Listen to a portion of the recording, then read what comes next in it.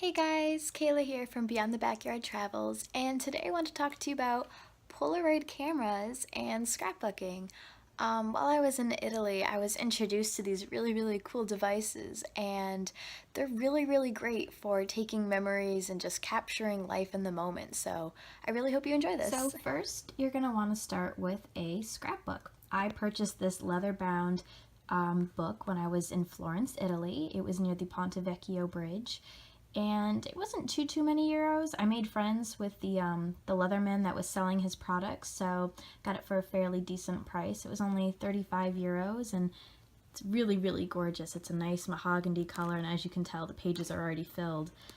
So let's begin.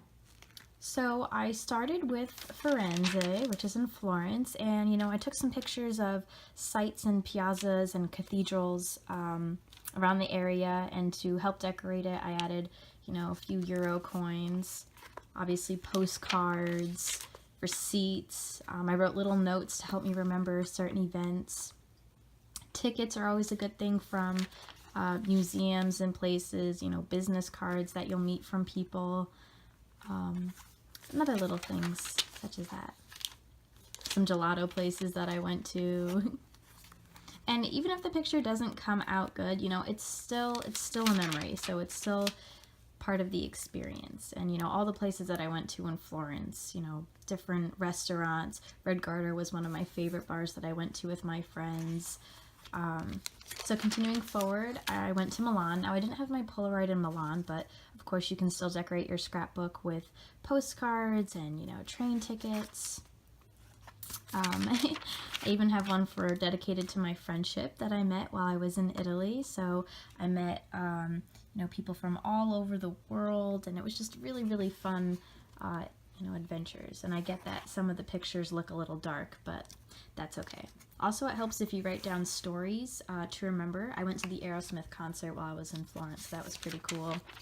And Polaroids, obviously, they don't have to be all about yourself, but you could feature some of your friends too. Oh, and this is Alex. This is the man that I bought this leather book from. Absolute sweetheart. I love and miss him so much. Continuing, I took Polaroids in Genoa. So this is some of the cathedrals and places that we went to.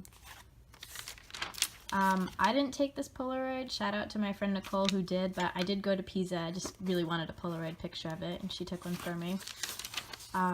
This is the largest aquarium in Europe, and I took a Polaroid of it. It's in Genoa, so it was pretty cool. Also took a few Polaroids from Monaco and Monte Carlo. This pizza place is so expensive. It's like 25 euros for one slice, so be prepared when you go to Monaco.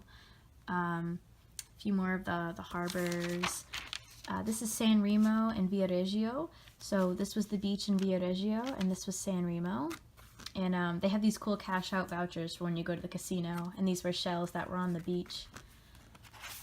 I didn't have any Polaroids from Cinque Terre, but I took postcards and the train tickets from all the places that we went to. Cinque Terre means 5 lands. I only went to 3, and that was Monte Carlo, Venezia, and Cornelia. Took a few Polaroids when I went to Venice. So this was atop the bridge. This is the Grand Canal. That's the bridge. This was the main piazza that's in Venice. This restaurant had these sugar packets, and I just took a whole bunch because I thought they were kind of cute.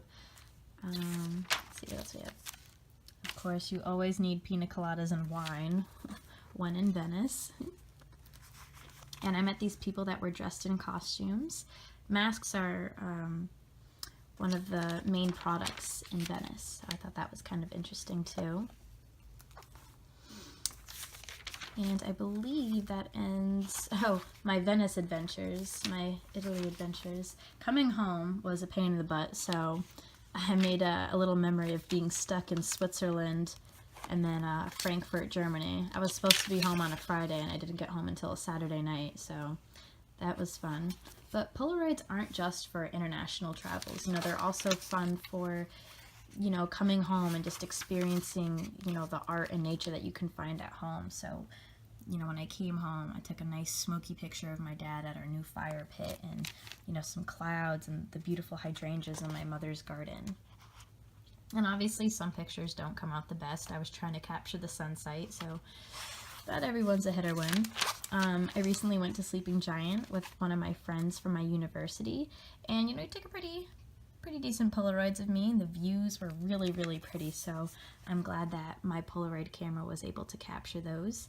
And recently I went to an Australian Pink Floyd concert with my best friend Vicky, so again, tickets and other little memory notes. I wrote all of my favorite songs that they played, and even though the pictures came out kind of dark, it's still an adventure, it's still a memory, and I think that's one of the main points of Polaroid cameras is just capturing the memory, and that's all there is to it.